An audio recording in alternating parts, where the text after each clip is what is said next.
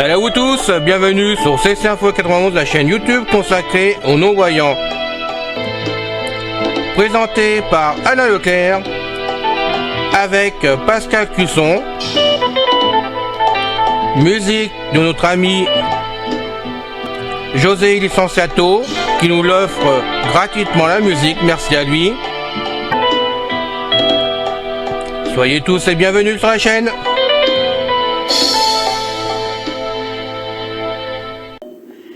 Mes très chers amis, bien le bonjour. C'est encore une fois Pascal Cusson parmi vous pour la chaîne YouTube Ceci Info 91 de notre cher ami Alain Leclerc.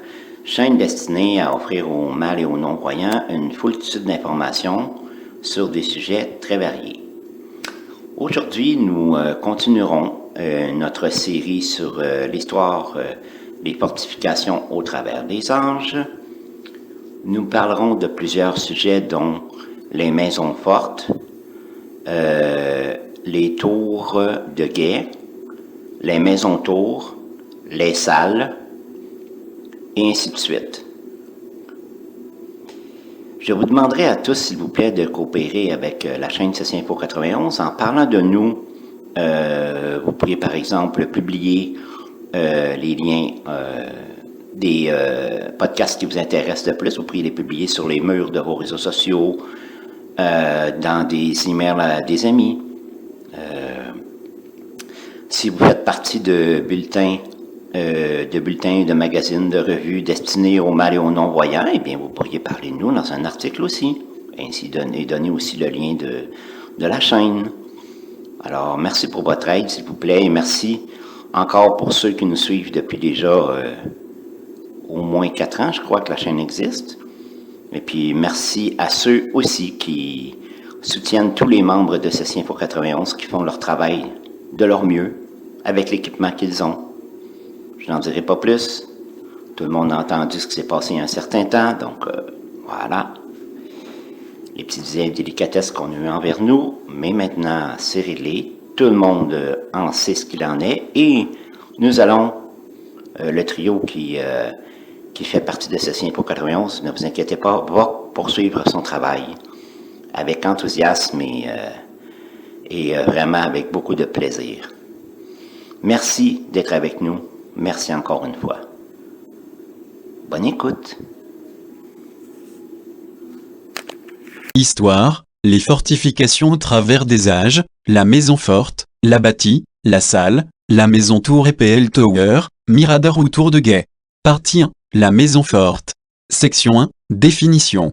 Les maisons fortes ou maisons fortifiées sont des édifices signalés dans les textes à partir du dernier tiers du Xili siècle et y sont qualifiés de domus forti, domus cum fortaliti, domus cum tota forterosia, domus cum puapia, fortalicium, domus et turi forti. Ces édifices, qui ne sont pas des châteaux, castrum ou castellum, sont plus qu'une simple résidence, domus. Ce phénomène se poursuivra largement dans la première moitié du Xili siècle et prendra fin au début du Xvi siècle.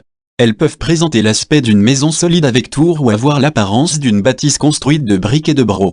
Elles sont souvent situées aux abords des bourgs, le long de routes principales ou à la frontière d'une grande seigneurie. Elles appartiennent soit à des cadets, à des parents ou à des alliés de grandes familles seigneuriales, soit à des bourgeois devenus riches et exerçant des offices importants. La fortification d'une maison, c'est-à-dire, il est bien difficile de catégoriser tel édifice en château plutôt qu'en maison fortifiée. Les chercheurs actuels donnent la définition de château comme le lieu de résidence d'un détenteur du droit de ban, à l'origine d'une circonscription territoriale, mandement, châtellenie ou bourg, et non le développement autour d'une fortification mineure. Cette définition permet de ranger sous le terme de maison forte les résidences seigneuriales ou habitats fortifiés mineurs, distincts des castrats. De par son implantation à la campagne, on peut parler de maison forte rurale et, par extension, de petite noblesse rurale.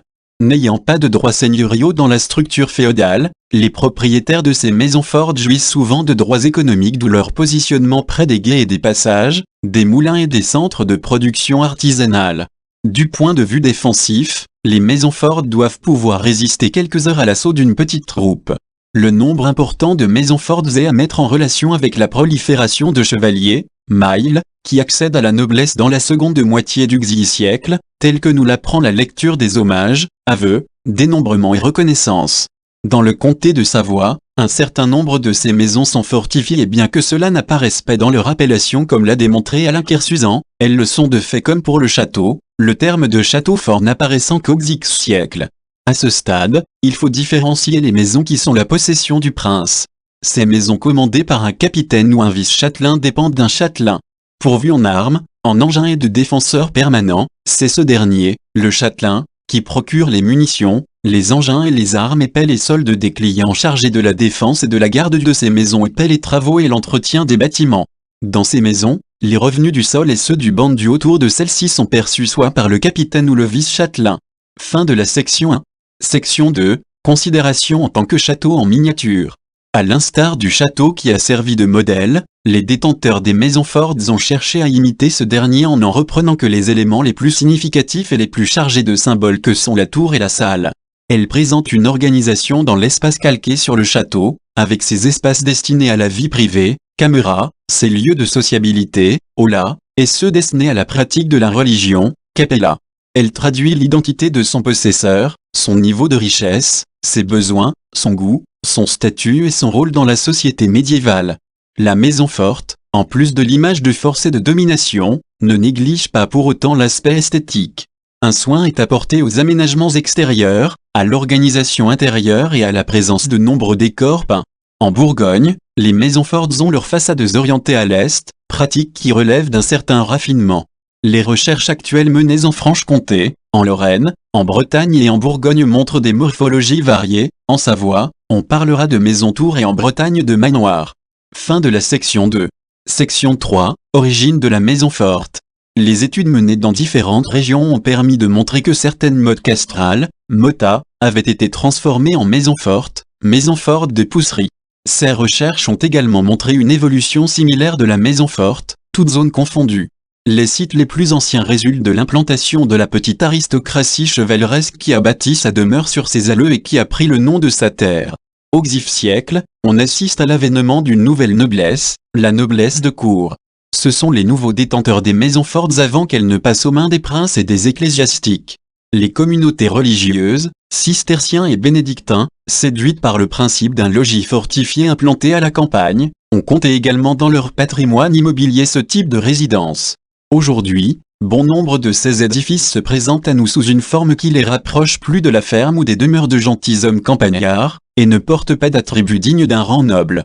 Les princes ont établi des règles strictes d'édification qui s'appuient sur un document de 1091 Consuetudine et Justitiae qui précise l'interdiction d'élever un château sur un terrain plat, un roc ou une île. Il est permis simplement de s'enclore derrière une palissade, constituée d'un seul rang de pieux, qui ne doit comporter ni flanquement ni saillie. Le fossé qui la précède est limité en profondeur tel qu'un homme puisse en retirer la terre sans relais. Il en sera de même au XIe siècle avec les licences Tocrenelate qui obligent le détenteur de la maison forte à demander une autorisation à son seigneur pour toute élévation de mur ou crénelage de ces derniers. Ces résidences édifiées au centre de vastes parcs à gibier, en marge des villages, présentent toutes les caractéristiques de la maison forte. Fin de la section 3 et de la partie. Partie 2, bâti. Le terme bâti, ou la bâtie, est employé dans l'est de la France, Provence, Ardèche, Bugey, Dauphiné, Savoie, et en Suisse, et dérivant du mot occitan bastida, bastide. Il peut désigner une petite ville nouvellement bâtie ou plus précisément un ensemble fortifié, maison forte. Étymologie. Le terme bâti possède la même racine que le terme bastide. Bastide vient de l'ancien provençal bastida, signifiant endroit fortifié ou forteresse, plus généralement une petite ville nouvellement bâtie, fortifiée, à partir du XVIIIe siècle. On trouve également une origine francique bastjan qui donne bâtir, selon le FW, ou en bas latin bastia pour désigner un château ou une tour. Il peut désigner, dans la partie alpine française, un bâtiment fortifié, une maison forte. Le glossaire des patois de la Suisse romande à l'entrée bâti renvoie à bâtia qui donne 5 sens différents au mot. Une digue barrage. 2 culées d'un pont, mur de soutènement. 3 fortifications, château.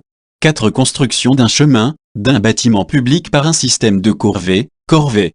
5 une maçonnerie. Il existe les formes et dérivées suivantes, basti, batia, bâti, bâti, bastiaz, bâti, bâti, bâti ou encore bâtiaz. La bâtie, dans le sens ensemble fortifié, maison forte, possédait à l'origine un rôle strictement militaire, contrairement au château qui peut être le centre d'une seigneurie.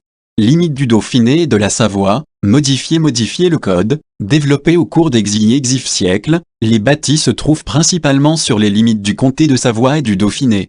L'historien Alain Kersuzan définit la bâtie comme un ouvrage rapidement mis en œuvre, peu onéreux et facilement réparable, que les contes appellent une bâtie .10.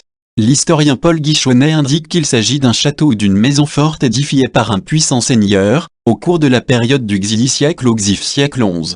Ces constructions se trouvent principalement dans les marges entre les seigneuries de Savoie et du Dauphiné. Elles ne possèdent qu'un rôle militaire. Elles sont ainsi mises en place durant une campagne militaire afin de marquer l'occupation d'un territoire. Pour Alain Kersuzan, il s'agit d'un moyen d'attaque et de conquête territoriale et ensuite de défense et de soutien. Il qualifie même de construction sauvage la bâtie de Luisandre, construction entre 1304, 1305, en Bugey, puisqu'elle devait répondre à des impératifs d'efficacité dans le conflit opposant le comte de Savoie à Médévé à ses voisins dauphinois. Elle est ainsi édifiée avec les ressources accessibles rapidement, le bois et la terre, tout comme la bâtie ou bastide de Gironville, également en Bugey. Il semble que ce soit la raison pour laquelle on ne les retrouve qu'au contact de deux territoires. Fin de la partie 2. Partie 3, la salle. Une salle, parfois appelée tour-salle, est un type d'architecture constituée par une maison forte isolée, d'époque médiévale. Il désigne soit la pièce publique d'un château où le seigneur tient ses audiences, pièce désignée depuis le siècle par le terme savantola, soit une maison noble de plaisance qui succède ou complète un ancien château, en général une mode féodale. Ref. Nécessaire. Leur typologie, très variable, est fondée sur des caractéristiques communes. Le plan est quadrangulaire, soit rectangulaire, soit carré. Lorsqu'il est carré, on parle de tour-salle. Les dimensions vont de 5,5 mètres à 12 mètres. La salle est formée de niveaux superposés, allant de 2 à 4, constitués de planchers, formant à chaque étage une pièce unique, sans mur de refend. Les étages supérieurs constituent les pièces à vivre, baies garnies de banquettes de maçonnerie, cou-sièges, éviers, placards, latrines, parfois cheminées. La circulation d'étage à étage se faisait par des escaliers en bois, plus rarement par des escaliers en pierre ménagés dans l'épaisseur des murs. Le niveau du rez-de-chaussée est en général dépourvu d'ouverture, parfois même de porte d'entrée. On accède à la salle au premier étage par un escalier extérieur amovible, marque de l'évidente fonction défensive de ce type de construction. L'ornementation est rare, de type gothique, arcs brisés, baies géminées étroites. La plupart des salles ayant été remaniées et dérasées, on sait peu de choses sur les couronnements et les toitures. Il ne reste pas de vestiges d'éventuels créneaux ou machicoulis, ou d'équipements permettant de placer des ours. La principale défense des salles tient donc à l'épaisseur des murs et à leur accès difficile, mais il y a peu d'autres éléments de défense active. Il semble donc qu'elles étaient prévues pour protéger d'éventuels coups de main de la part de bandes armées, mais non de soutenir de véritables sièges. D'autre part, leur exiguïté et leur situation n'en faisaient pas des cibles d'un grand intérêt stratégique. Les caractéristiques de la salle se retrouvent très exactement dans le château gascon qui s'édifie à peu près à la même époque et qui présente des dimensions supérieures et est flanqué de hautes tours rectangulaires ou carrées. D'autre part, il existait des constructions semblables dans un contexte urbain, des maisons fortes vraisemblablement similaires quant aux principes de construction et de défense. Fin de la partie 3. Partie 4, la maison tour. La maison tour est un type d'habitat médiéval fait en pierre, habitable tant pour les civils que pour les militaires. Ces tours peuvent être trouvées en grand nombre dans les villes en Italie, où elles sont appelées casator ou simplement tor en Toscane. Elles forment aussi la base de nombreux châteaux d'Écosse, où l'on parle de towers, bâtis dans les recoins les plus montagneux et sauvages des Highlands. En Italie, elles étaient initialement fortifiées lors de leur apparition au siècle puis elles perdirent leur rôle défensif, les attributs militaires symbolisant alors la puissance de leurs propriétaires. En Écosse au contraire, les châteaux sont fréquemment développés autour de la maison tour, ajoutant donc de nombreux bâtiments et défenses. PL Tower. Une PL Tower, en français tour PL, également orthographié Peul, est un petit donjon fortifié ou maison tour, construit le long de la frontière entre l'Angleterre et l'Écosse, dans les marches écossaises et le nord de l'Angleterre, principalement entre le milieu du XIVe siècle et 1600. Les PL Tower étaient autonomes, la défense étant une considération primordiale de leur conception. La confirmation du statut et du prestige du propriétaire jouait aussi un rôle. Ils fonctionnaient également comme des tours de guet, où des feux de signalisation pouvaient être allumés par la garnison pour avertir d'un danger imminent. Autour se trouvait en général un mur enserrant une cour. Ce mur, appelé peul ou barmquin, en Irlande un bain, était une enceinte où le bétail était rassemblé en temps de danger. Le vol du bétail était une partie inévitable des raids frontaliers, et souvent leur objectif principal. La tour se tenait généralement à un coin du mur. La plupart des murs de Peul n'ont pas survécu et certaines tours n'en ont peut-être jamais eu. Certains, connus sous le nom de Peul du Vicaire, se trouvaient dans les villages pour l'usage de toute la communauté. Fin de la partie 4. Partie 5, Mirador ou tour de guet. Dans un contexte militaire ou carcéral, un mirador est une tour d'observation destinée à surveiller une zone. On parle aussi de tour de garde, RIF, nécessaire, ou de tour de surveillance. Le mirador peut servir à surveiller une frontière, une côte, un camp militaire, un camp de prisonniers de guerre, une prison, un camp de concentration, etc. Les objectifs peuvent être variés, prévenir les sinistres, incendies, ou les attaques adverses, ou empêcher une évasion ou une intrusion. Les tours de guet en forêt. L'utilisation de la triangulation est effectuée depuis les tours de guet par les guetteurs de feux de forêt. En mesurant la direction d'une colonne de fumée par rapport à la direction de référence du pôle Nord, ou de l'étoile polaire, pour la détermination précise par triangulation du lieu de l'incendie. Lorsque nous parlons de tour de guet, n'oublions pas de mentionner son corollaire, le feu d'alarme. Haute pile de bois arrosée d'huile à laquelle un guetteur mettait le feu pour prévenir d'un danger. L'on pouvait y jeter des poudres de couleur spécifiques pour préciser la nature du danger. Fin de la partie 5, et fin du podcast. Jusqu'à la prochaine fois, prenez bien soin de vous, bye bye, ciao. C'est fini les amis. Merci d'être passé sur la chaîne. Je vous dis à bientôt avec Pascal. Pensez à vous abonner, c'est important pour